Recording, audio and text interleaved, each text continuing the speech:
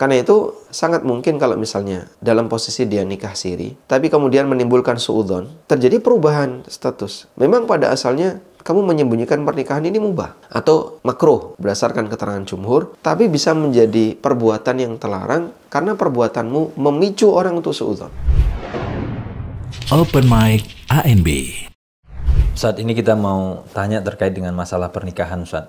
Terutama ya, kalau menikah yang kedua, ketiga, poligami.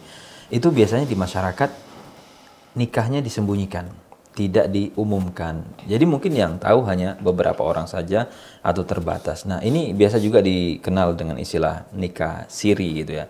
Mungkin sir itu artinya kan sembunyi-sembunyi. Sebenarnya dalam Islam apa hukumnya, Ustaz? Lalu bagaimana dengan status pernikahan tersebut, sah atau tidak? Dan boleh nggak kita melakukan praktek nikah siri yang semacam itu, Ustaz? Alhamdulillah, wassalatu wassalamu ala rasulillah. Memang kita bedakan antara hukum dengan status pernikahan. Hukum perbuatan sendiri, status pernikahan sendiri. Ini dua hal yang berbeda. Nah, berkaitan dengan kasus yang tadi disampaikan, jumhur menyebutkan bahwa di situ ada dua hal yang berbeda. Ada al-ishhad dan ada al-i'lan. Ishhad itu menghadirkan saksi ketika proses akad. Dan syaratnya harus dua. Sedangkan al-i'lan adalah mengumumkan atau memberitakan, menginformasikan keberadaan pernikahan kepada orang lain. Dan al-i'lan ini lebih longgar. Bisa dengan misalnya dibuat pengumuman atau undangan walimah atau apapun. Bisa jadi akad nikahnya hari ini, tapi pengumumannya besok. Maka untuk al-i'lan tidak harus bersamaan dengan al-ishhad atau bersamaan dengan proses akad nikah. Baik. Jumhur ulama mengatakan bahwa yang menjadi ketentuan keabsahan nikah adalah al-ishhad. Sementara al-i'lan bukan ketentuan dari keabsahan nikah. Artinya, sepanjang sebuah pernikahan itu sudah ada al-ishhad, ada saksi, maka pernikahan itu sah. Sampai mereka menyebutkan, selama dalam pernikahan itu ada 5 orang yang tahu saat proses akad nikah. Yang pertama adalah an-nakih, yang kedua al-munkih, yang ketiga al-munkahah, dan 2 sisanya adalah asy-syahidan, 2 saksi. Lelaki yang menikah, perempuan yang dinikahi, wali yang menikahkan, dan 2 saksi laki-laki. Maka menurut jumhur, kalau sudah 5 ini mengetahui saat proses akad nikah, nikahnya sah. Dalil bahwasanya harus ada 2 saksi adalah hadis dari Aisyah, kemudian Imran bin Husain yang diriwayatkan oleh Al-Baihaqi dan yang lainnya. Nabi SAW pernah bersabda, La nikaha illa biwaliyin wa syahidai adlin. Tidak ada nikah yang sah kecuali dengan keberadaan wali dan 2 saksi yang adil. Yang dimaksud 2 saksi yang adil adalah 2 saksi harus laki-laki, dan adil maksudnya orang baik, bukan orang fasik. Nah, ketika sudah terpenuhi ini, ada 2 saksi, maka nikah itu sah menurut pendapat jumhur. Selanjutnya kita bicara hukum. Bagaimana kalau terpenuhi 5 ini, tapi tidak diumumkan? Ada saksi, ada wali, ada pengantin laki perempuan, dan ada saksi, 2 orang, tapi tidak diumumkan, dirahasiakan. Nggak ada satupun yang tahu. Dan mereka sepakat untuk merahasiakannya. Jumhur ulama mengatakan hukumnya makruh. Ibnu Qudamah rahimahullah dalam Al-Mughni menyebutkan bahwa makruh untuk tidak mengiklan nikah. Dan ini pendapat Umar bin Khattab radhiyallahu anhu, pendapat Nafi' Maula Ibni Umar, dan beberapa ulama yang lainnya di kalangan sahabat maupun tabi'in. Maka berkaitan dengan masalah keabsahan, insya Allah nikahnya masih sah menurut pendapat jumhur. Tapi kalau berkaitan dengan masalah hukum perbuatan, statusnya makruh. Kemudian ada keterangan Syekhul Islam yang mungkin penting untuk kita jadikan sebagai catatannya. Dari 2 variasi tadi, ada ishhad dan ada i'lan. Ada menghadirkan saksi dan ada mengumumkan pernikahan. Kata beliau, kalau 2 ini tergabung, ada saksi dan nikahnya diumumkan, ulama sepakat nikahnya sah. Yang kedua, pernikahan tanpa saksi tapi diumumkan. Jadi saat nikah nggak ada saksi. Cuman setelah itu diumumkan. Syekhul Islam mengatakan sah. Boleh. Meskipun ini dinilai pendapat yang lemah menurut jumhur. Variasi yang ketiga, ada iklan, ada saksi, tapi tidak iklan. Jumhur mengatakan sah, tapi makruh. Saksi nikah ada, tapi tidak diumumkan. Jumhur mengatakan sah, tapi makruh. Yang keempat, tanpa isyhad, tanpa iklan. Tidak ada saksi dan tidak ada pengumuman. Ini nikahnya batal. Illa min syadza min aqwali ahli ilmi, kecuali hanya sekelompok kecil pendapat sebagian ulama yang membolehkan nikah tanpa saksi dan tanpa diumumkan. Sehingga ada empat kondisi yang berbeda jika kita variasikan antara isyhad dengan i'lan. Dan pembahasan kita tadi pada keberadaan nikah yang ada saksi tapi tidak diumumkan. Yang ini menurut jumhur hukumnya sah nikahnya tapi makruh untuk dilakukan. Baik Ustadz, berarti kan kita fokus ke iklan sekarang Ustadz ya. Artinya mempublikasikan. Bisa nggak Ustadz status makruh ini bergeser Ustadz? Bergeser ke arah yang lebih baik, misalkan menjadi mubah atau mungkin sunnah. Karena kadang ada orang itu punya alasan Ustadz, kenapa kok dirahasiakan, kenapa disembunyikan. Khawatirnya nanti menimbulkan mungkin kehebohan, menimbulkan fitnah dan seterusnya. Artinya kan berarti ada uzur untuk menyembunyikan. Bisa nggak status makruh berubah menjadi boleh? Atau Ustadz, bisa nggak status makruh ini berubah menjadi arah yang lebih parah? Artinya haram jadinya, bukan sekedar makruh. Sebagai contoh, ini menimbulkan suuzon Ustadz, buruk sangka. Namanya kan nikah itu bukan barang goib Ustadz. Ya mungkin selama ini gandengannya satu. Lah kok sekarang gandengannya dua, orang lihat. Atau mungkin warga nggak kepo Ustadz. Tapi maksudnya ini barang yang kelihatan, sesuatu yang tampak. Istri satu, dua, kok bapak ini gandengannya sekarang dua, nggak satu. Kok anaknya belum segede itu misalkan. Akhirnya mulai muncul berbagai spekulasi. Ini kan akhirnya orang buruk sangka Ustaz. Ini siapa sih sebenarnya orang ini? Atau namanya konsekuensi nikah kan Ustaz ya. Maksudnya ya kedekatan dan seterusnya. Bisa nggak status makruh iklan tadi berubah sesuai ada kondisi tafsir lagi mungkin Ustaz, menjadi mubah atau menjadi sampai di level haram, itu gimana kira-kira Ustaz? Baik, kita bicara hukum asal, dan hukum asal ini pun hasil ijtihad dari jumhur. Sehingga jumhur menyimpulkan bahwa i'lan itu sifatnya anjuran dan tidak wajib. Ada satu hadis, a'linu hadzal nikah, umumkan pernikahan ini, dan hadis ini statusnya hadis yang sahih, bisa diterima. Namun jumhur mengatakan perintah ini sifatnya anjuran dan tidak wajib. Selanjutnya, apakah hukum ini bisa bergeser ke hukum yang lain? Sangat mungkin apabila di situ ada faktor yang menuntut adanya pergeseran hukum. Misalnya tadi ya, menimbulkan suudzon. Sehingga mungkin ya, dilihat orang, kok dia berduaan, atau masuk kamar berdua, dilihat orang. Karena kan seperti yang tadi disampaikan, pernikahan ini berkonsekuensi pada interaksi yang dohir. Dilihat A, dilihat B, dan orang menyangka ini kalau bukan suami istri, tentu adalah perbuatan yang kurang baik.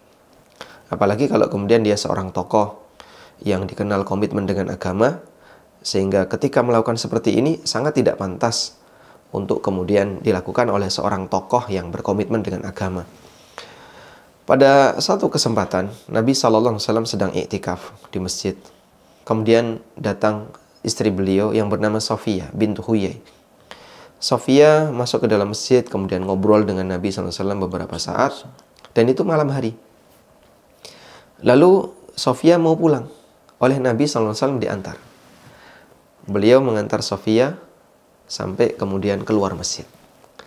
Nah, saat Rasulullah SAW keluar masjid bersama Sofia di kegelapan malam, dari kejauhan ada dua sahabat yang melihat. Nah, mereka misalnya lihat dari kejauhan, kok ada Nabi SAW. Akhirnya mereka lari mendekat karena ketemu Rasulullah SAW yang mungkin punya kepentingan mau tanya atau mau biar nanti dapat nasihat. Dan waktu itu Rasulullah SAW sedang bersama Sofia malam hari di bulan Ramadan. Maka Rasulullah SAW langsung minta dua sahabat yang lari mendekat tadi, ala rislikuma, tahan, jangan kesini, tetap di tempat. Ala rislikuma. Innaha Safiyah. Innaha Safiyah bintu Huyai. Tahan, jangan bergerak. Ini adalah Safiyah bintu Huyai. Dua sahabat tadi kemudian mengatakan, Subhanallah ya Rasulullah. Subhanallah, Maha Suci Allah ya Rasulullah. Maksudnya gimana? Nabi SAW ketika mereka mendekat, kemudian beliau minta, tolong tahan, jangan mendekat. Beliau khawatir muncul suudzon pada diri orang ini. Kok malam-malam Rasulullah SAW bersama seorang wanita? Dan mungkin gak kelihatan itu siapa. Maka dikhawatirkan muncul suudzon. Sehingga Nabi SAW minta, kalian jangan mendekat. Lalu beliau memberikan penjelasan, klarifikasi. Wanita yang bersama saya ini istri saya, Safiyah bintu Huyai. Dia bukan wanita asing, wanita lain yang bukan mahram dengan saya. Sehingga sampai Nabi SAW memberikan klarifikasi untuk menghindari munculnya potensi suudzon pada diri dua sahabat ini. Nah, sahabat ini mengcounter, Subhanallah, mana mungkin kami suudzon sama Rasulullah SAW. Lalu Nabi SAW menyampaikan, Inna syaitana yablughu min ibni Adam yajri majrad dam. Sesungguhnya setan itu menggoda manusia dan dia mengalir bersama dengan aliran darah. Bisa saja setan itu membisikkan pada hati kalian, Nabi SAW melakukan hal yang tidak pantas. Makanya Rasulullah SAW setelah mendengar mereka mengkonter perbuatannya, kami tidak akan suudzon sama Anda. Beliau mengatakan, mungkin saja setan akan membisikkan dalam hatimu. Fa inna syaitana yajri min ibni Adam majrad dam. Karena setan itu mengalir bersama dengan darah yang ada pada manusia. Sehingga mungkin dia akan membisikkan hal-hal seperti itu. Sehingga Rasulullah SAW ngasih klarifikasi dulu, biar tidak muncul suudzon. Karena itu sangat mungkin kalau misalnya dalam posisi dia nikah siri, tapi kemudian menimbulkan suudzon, terjadi perubahan status. Memang pada asalnya kamu menyembunyikan pernikahan ini mubah atau makruh berdasarkan keterangan jumhur, tapi bisa menjadi perbuatan yang terlarang karena perbuatanmu memicu orang untuk suudzon. Makanya kita lihat ya, disinilah hikmah kenapa dalam pernikahan itu harus ada saksi, kemudian dianjurkan untuk diumumkan, untuk menghindari potensi suudzon. Ada satu kejadian yang tidak jauh dari tempat saya ya, tetangga. Jadi seorang wanita sendirian di dalam rumah, ini mahasiswi, sering didatangi oleh seorang lelaki, temannya. Kemudian ketika kita melihat kok lelaki ini sering datang, kita kasih peringatan. Kadang dia malu-malu sembunyi-sembunyi. Sampai akhirnya lelaki ini masuk ke dalam rumah, terus masuk ke dalam, ya tidur di rumah itu. Subuh-subuh, kok dia keluar? Waktu subuh, dia sholat subuh. Akhirnya kita pertanyakan ke orang tua wanita ini. Mohon maaf Bapak, apakah putrinya sudah nikah? Kok ada lelaki yang tinggal satu rumah bersama putri Bapak malam hari? Nah itu contoh sederhana. Kalau kemudian kita tidak punya informasi, padahal yang bersangkutan adalah tetangga, kita tidak punya informasi tentang apakah orang ini sudah nikah atau belum, akhirnya muncul suudzon dari kita. Dan Islam mengajarkan, jangan memicu perbuatan yang membuat orang lain jadi suudzon. Sampai kita mempertanyakan ke bapaknya, apakah putrinya sudah nikah? Kemudian bapaknya balas, iya sudah kami nikahkan di kota lain. Nah kita kan nggak tahu, karena nggak ada informasi. Dan itu sampai membuat kita jadi suudzon. Andaikan ada informasi dari awal, ya mungkin hanya sifatnya pemberitahuan, tidak harus undangan walimah. Alhamdulillah telah terjadi pernikahan putri kami di kota ini tanggal sekian. Selesai. Kita nggak urusan di nikahnya itu apakah dihadiri sekian orang atau hanya cukup keluarga. Kita nggak berkepentingan. Tapi yang jelas kita butuh informasi bahwasanya dua orang ini sudah nikah agar tidak menimbulkan suudzon. Kalau seperti ini dipertahankan terus tanpa ada informasi, mungkin suudzon itu akan semakin membesar dan kita akan melakukan peningkaran. kita akan melakukan pengingkaran. Mas, kamu nggak boleh di sini. Kenapa kamu tidur di sini? Belum suami istri. Cuman kan seperti ini tidak kita inginkan. Makanya keberadaan iklan dalam hal ini tujuannya adalah untuk menghindari setiap potensi adanya suudzon di masyarakat. Baik Ustaz, melanjutkan yang tadi Ustaz, kejadian di tetangga Ustaz tadi. Itu kan akhirnya kan warga konfirmasi Ustaz ya. Maksudnya bertanya kepada yang bersangkutan secara langsung. Nah, bagaimana kalau misalkan Ustaz, tadi kan disebutkan ada 5 orang itu, circle yang tertutup, saksi 2, kemudian wali, dan 2 yang menikah. Nah, kalau misalnya si warga atau mungkin orang lain yang tadi di dalam hatinya mulai itu ada bisikan-bisikan setan, dia konfirmasi langsung, mohon maaf Bapak, apa benar ini Bapak sudah menikah dengan fulanah dan yang lain? Karena menyebar di luar itu Bapak nikah yang kedua, ketiga dengan fulanah. Dan kemudian dijawabnya enggak, misalkan Ustaz. Kalau tadi kan jawabannya iya, jawabannya enggak, misalnya. Mungkin maksudnya dalam hati enggak salah, artinya benar. Apakah menutupi semacam itu dianggap dusta Ustaz gitu ya? Atau apakah itu sampai berkonsekuensi jatuh talak juga? Karena mungkin ada aja yang seperti itu Ustaz, dikonfirmasi, diklarifikasi, ditanya, tetap itu di-keep gitu loh, ditutup.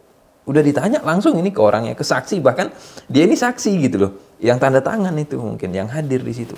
Ketika warga konfirmasi atau ada yang tanya, ya jawabannya, nggak ada, nggak bener itu. Tapi aslinya bener gitu, itu gimana Ustaz? Dari apa yang disampaikan ini ada 2 kasus ya. Pertama, mengenai kedustaan. Yang kedua, apakah itu terhitung sebagai cerai atau talak? Karena dia mengatakan tidak, padahal sebenarnya dia sudah menikah. Untuk yang pertama, jelas kita sepakat ini kedustaan. Dia menyampaikan informasi yang tidak sesuai dengan kondisi real. Realitanya nikah, tapi dia menyatakan tidak. Terutama saksi. Saksi ini punya amanah yang besar untuk menjadi bukti ya, sebagaimana status dia sebagai saksi, bahwasanya pernikahan ini sah dan pernikahan itu sudah terjadi. Karena itu kalau sampai saksi ini mengatakan tidak, berarti dia menyatakan kedustaan. Lah kamu jadi saksi, kenapa kau bilang tidak? Berarti dia menyatakan kedustaan.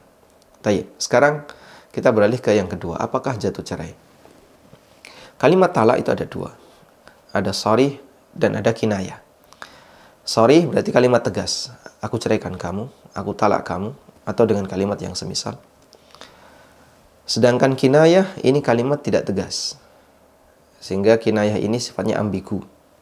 Bisa maknanya 1, makna 2, makna 3, dan ada beberapa makna yang lain. Untuk talak sharih, ulama menegaskan cerainya sah. Sedangkan untuk talak kinayah yang tidak tegas, dalam hal ini ulama mengatakan tergantung dari niat pelaku. Nabi SAW pernah menikah, kemudian saat wanita pengantinnya ini mau didekati, si wanita ini mengatakan, a'udzubillahi minka, aku berlindung kepada Allah darimu. Maka spontan Rasulullah SAW langsung mengatakan, laqad utti bi'azim, ilhaqi ila ahlik, ihlaki bi ahlik. Engkau telah berlindung kepada zat yang maha agung. Silahkan pulang ke rumah orang tuamu. Dan beliau menceraikan wanita itu. Kemudian Ka'ab bin Malik, kasus yang berbeda ya. Ka'ab bin Malik ini pernah diboikot oleh Rasulullah SAW karena tidak ikut perang Tabuk. Sampai Nabi SAW perintahkan istrinya untuk tidak berkomunikasi dengan Ka'ab.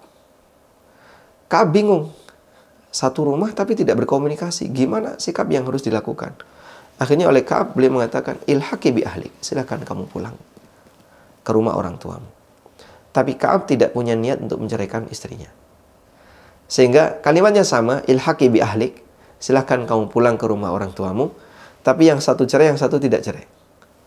Karena kalimat silakan kamu pulang ada 2 kemungkinan. Kemungkinan cerai atau kemungkinan suruh pulang saja, pisah sementara. Nah, untuk yang kinayah seperti ini, semua kalimat yang mengisyaratkan ada makna cerai, maka tergantung dari niat suami. Jika si lelaki ini mengatakan, apakah kamu sudah nikah dengan istri ketiga? Dan dia jawab, tidak, tapi maksudnya guyon atau tauriyah. tidak, tapi dalam batinnya tidak salah, misalnya, apakah itu jatuh cerai? Jawabannya tidak jatuh cerai. Karena dia tidak punya niat untuk menceraikan istrinya saat dia ngomong seperti itu. Sama seperti ketika ada orang yang sudah nikah, tapi ditanya sama temannya, kamu sudah nikah belum? Ngakunya masih jomblo.